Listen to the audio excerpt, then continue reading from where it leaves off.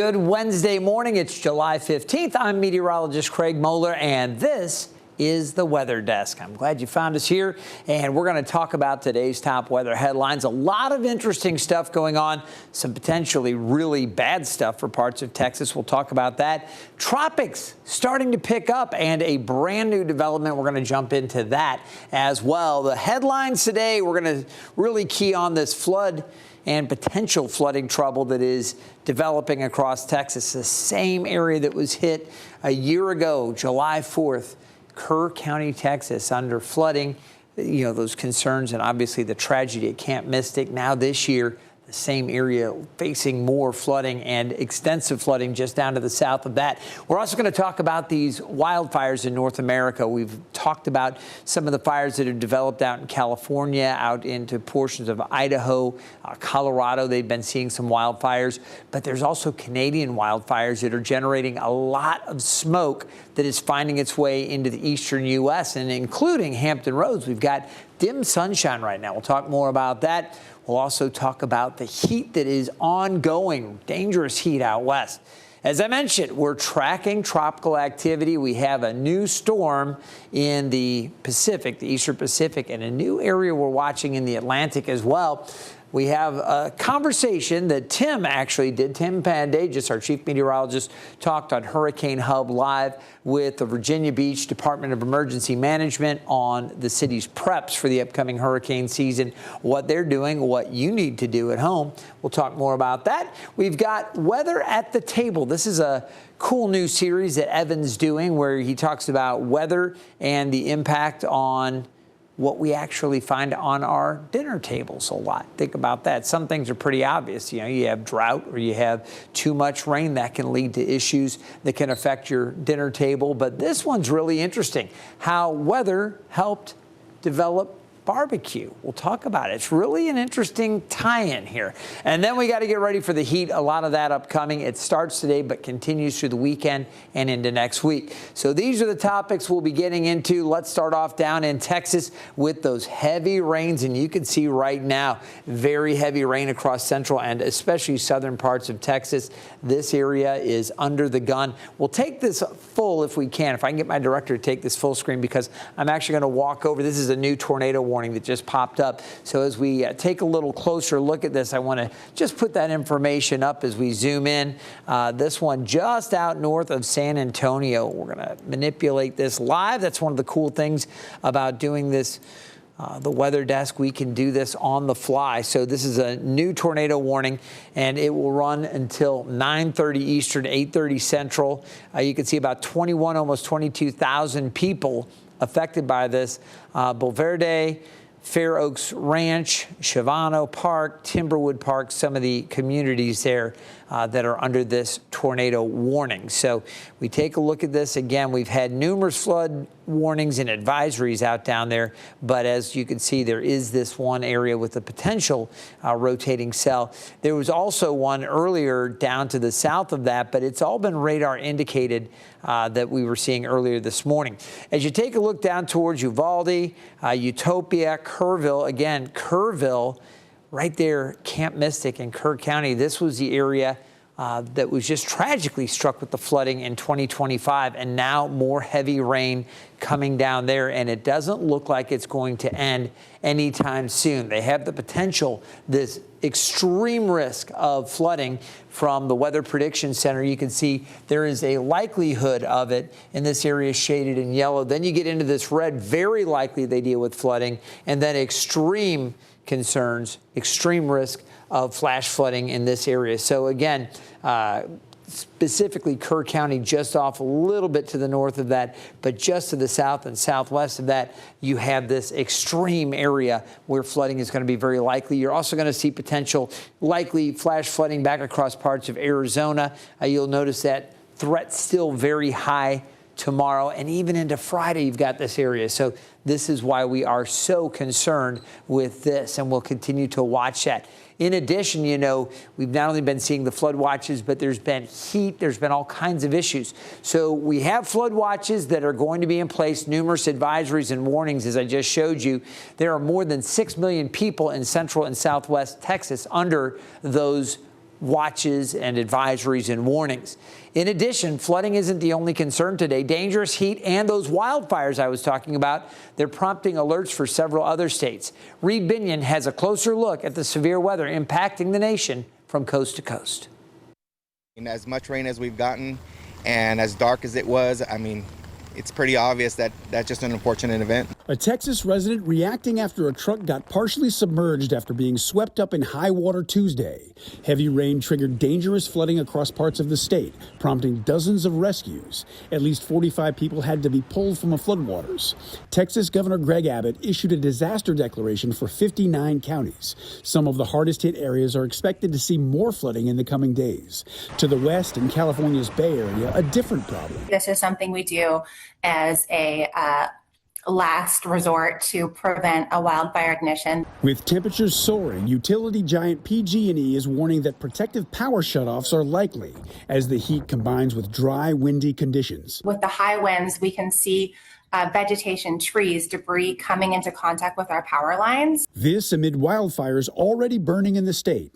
Fires also burning in Colorado, as well as Minnesota, and across the border in Canada. Authorities there have issued evacuation orders for multiple communities in northwestern Ontario. This as communities across the U.S. cope with blistering summer heat. On Tuesday, Chicago saw its hottest day so far this year. Soaring temperatures are forecast for numerous U.S. cities in the coming days, including many on the East Coast, where temperatures are forecast to approach or even break records. I'm Reed Binion reporting.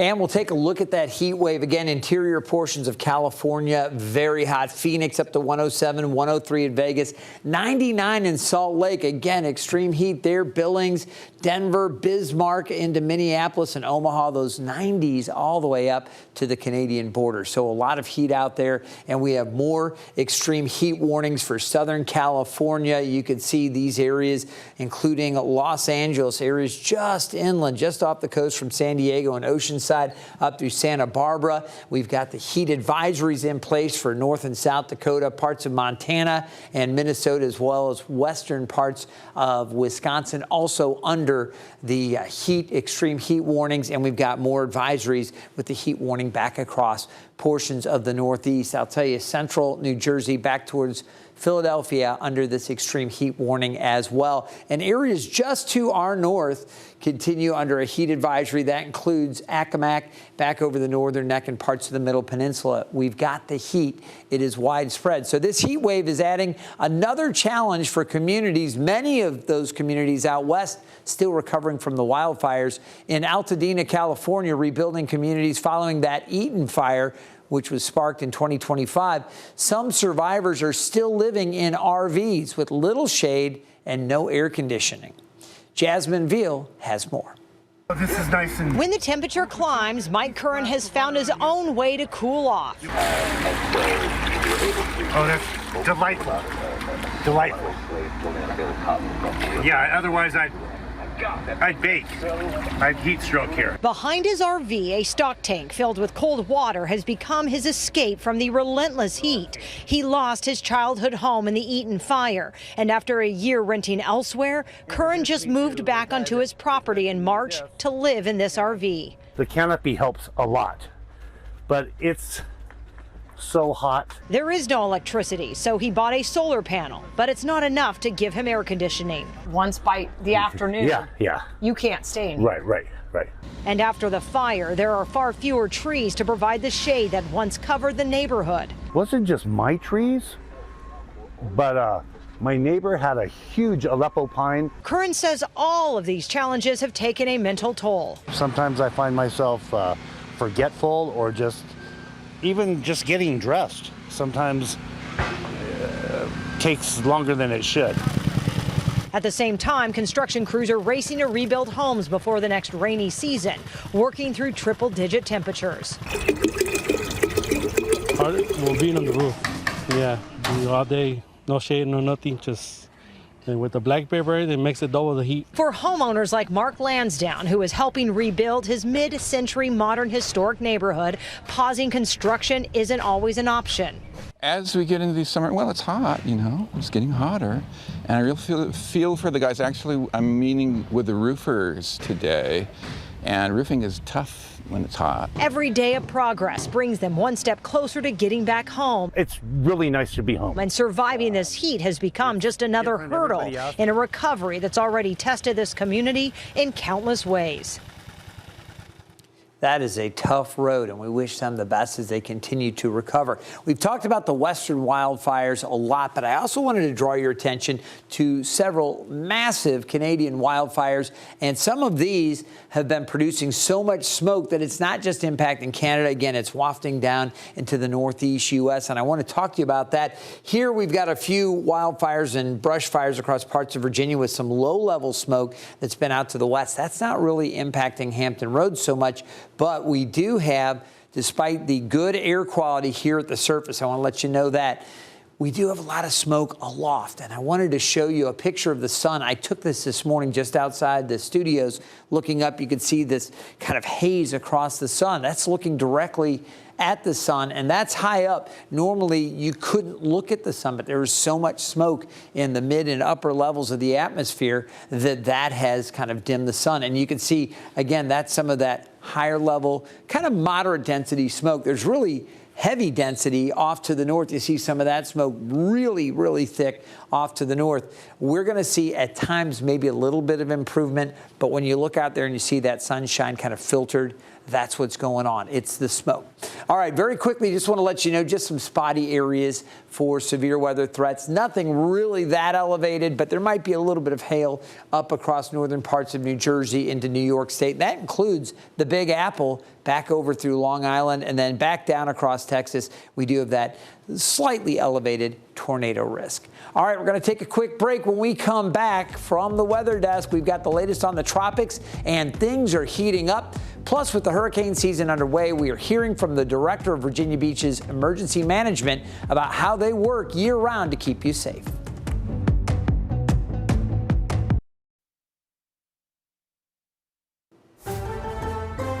Welcome back to the Weather Desk. We're going to talk tropics, and for the longest time, we have been going along just fine here in the Atlantic Basin with no tropical activity expected for the next 7 days. That was the case earlier this morning when I first came in. But we do have a stationary front down to the south, that same front that's helping trigger some of that heavy rain we were talking about across Texas.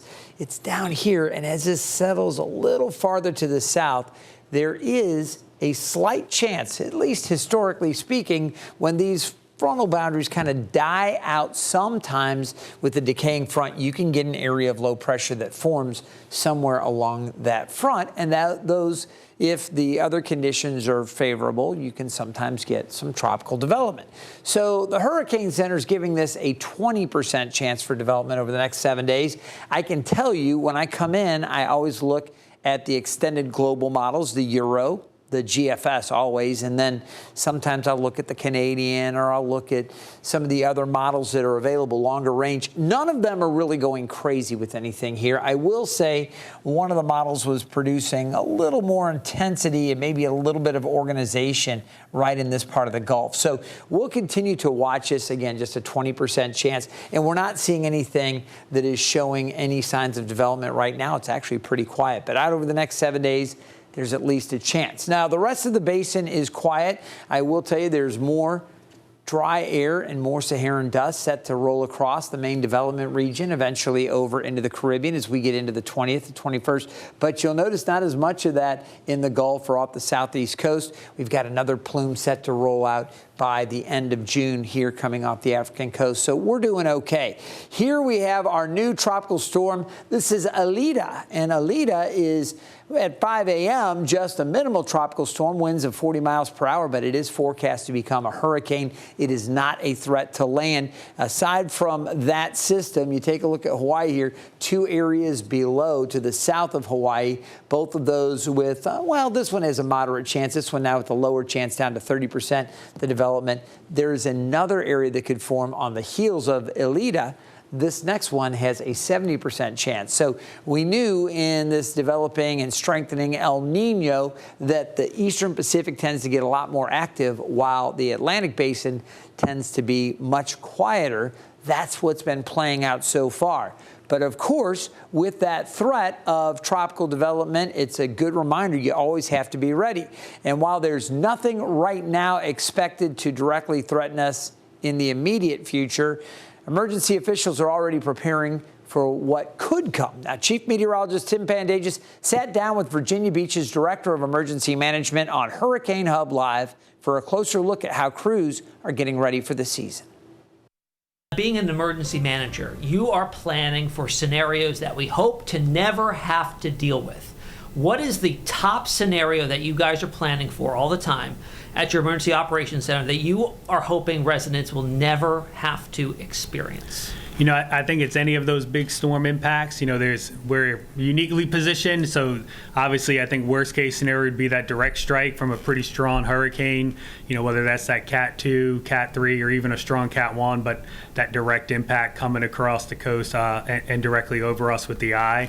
But, you know, it's not the only thing that concerns us. You know, heavy rainfall, even remnants of like a strong storm coming up the coast, hovering and stalling over us can cause a lot of issues with tidal flooding and then the rainfall and the wind gusts. So we're really looking for that direct strike scenario as our worst case scenario that we really plan and prepare for, whether that's the eye inland, remnants of the storm, or right off the coast that causes that flooding with those winds that will help topple trees.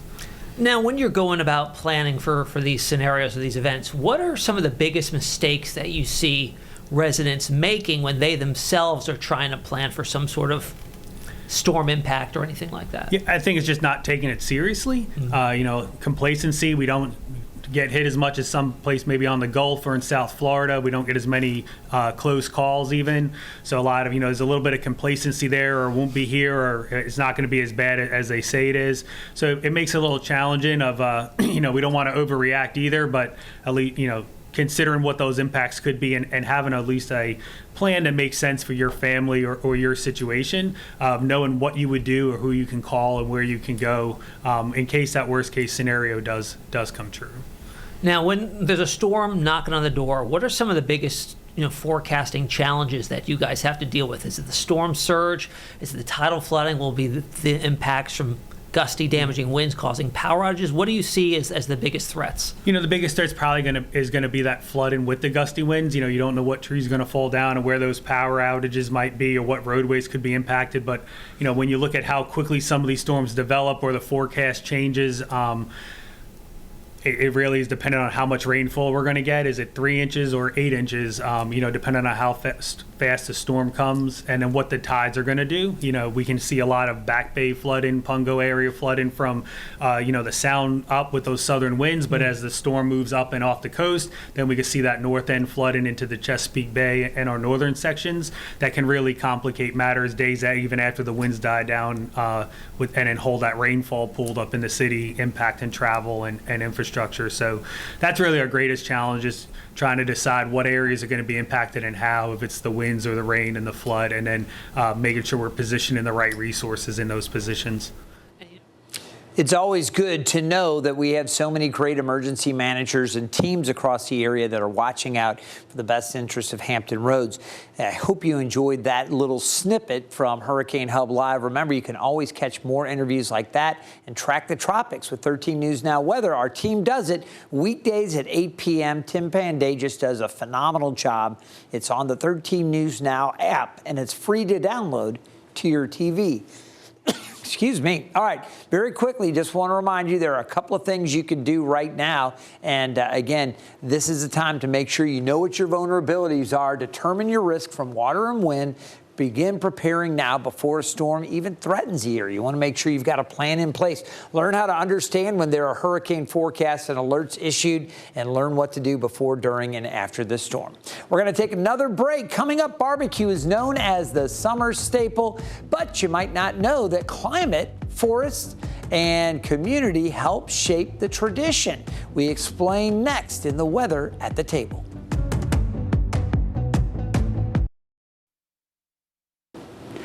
For our next stop in Weather the Table, we're taking a look at why barbecue was born in the South. Now, the roots of barbecue run deep across the South and Southeast, including right here in Virginia and North Carolina. Our warm, humid climate means that it's a good place to raise hogs. The mild winters, long growing seasons, and the wooded land means that hogs can forage for acorns, roots, and other natural food. And those forests played another key role.